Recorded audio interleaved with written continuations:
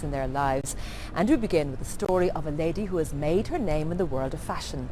Now, art and culture often inspire fashion designers, and nowhere is this better exemplified in Ireland at the moment than in the latest work by Jennifer Rothwell, who has drawn on the work of Ireland's most revered artist in stained glass, Harry Clarke. Now, The Eve of St. Agnes by Harry Clarke is in turn based on a poem of the same name by the Romantic poet John Keats. And recently I met up with Jennifer to find out all about her latest collection.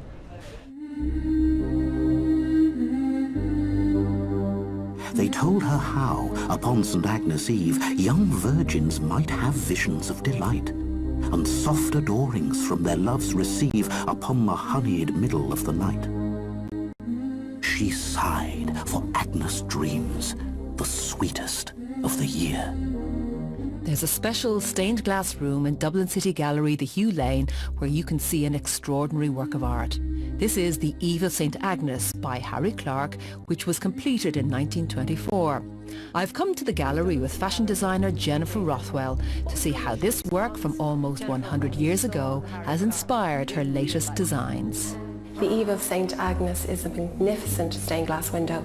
I'd always wanted to do stained glass, an interpretation of print through stained glass, and several people have actually said to me along the years, you know, you should really look at Harry Clarke. The cobalt blues that you use are very similar. So last year I visited the Hugh Lane, and I really discovered Harry's work, you know. And what is it about his work that appeals to you?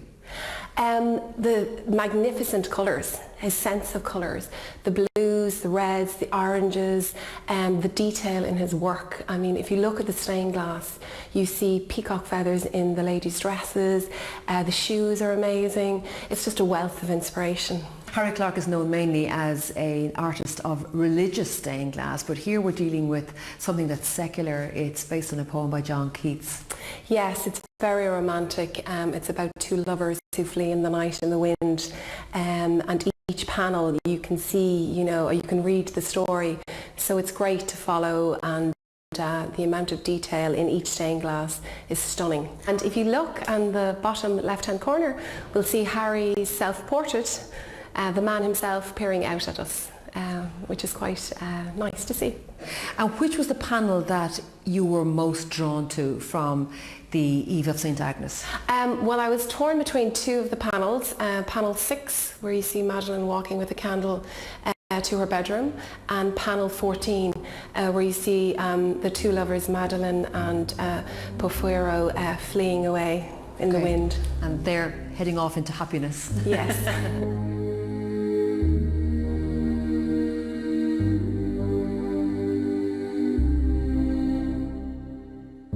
This picture of romantic love finds its way into Jennifer's garments, as do other Harry Clarke images, here in more abstract form in her scarves.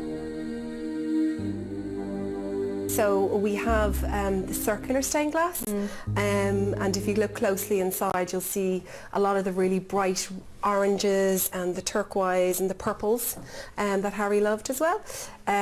We have the primrose print too, and again, just beautiful use of colour. This is also a beautiful one called the two-face print, and it's really all about the colour, the cobalts, the burnt oranges, the beautiful greens, and the golds as well, you know, similar to Harry's colours that he used. So it just pops, you know, and that was, it popped from the fabric, you know, and a lot of people say they just think of Harry right away, you know, when they see the colours. Okay, yeah.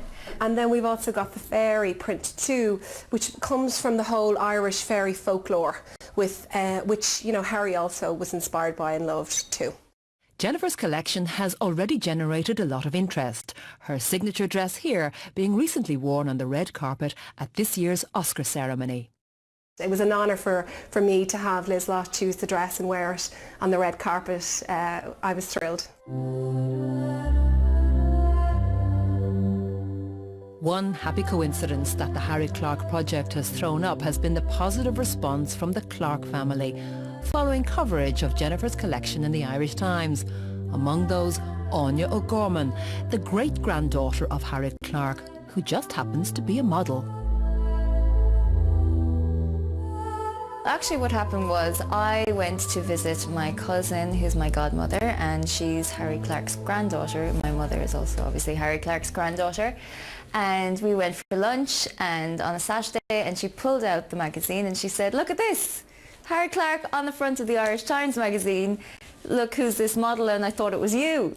And you never told me. And I went, what? That's crazy. No, I didn't know anything about it. So we were chatting about it and we were looking at the pictures and we were saying how beautiful it was, what an amazing image it was. So the print and the colours and everything, and everyone was just going, this is amazing. When I saw them in the magazine, I thought they were beautiful.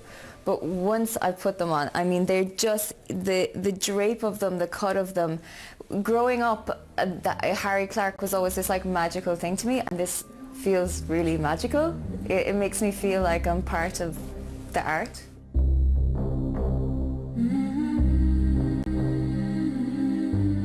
Harry Clarke died very young and so didn't see the culmination of a lot of his effort.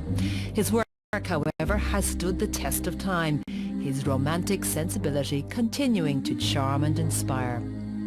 With Jennifer Rothwell reworking his art into garment form, Harry Clarke is brought right into this century, where new people can appreciate him and give him new life.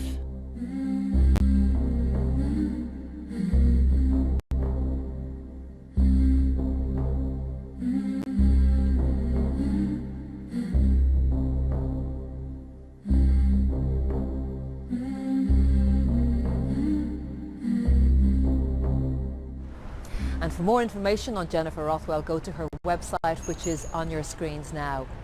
We move to County Waterford for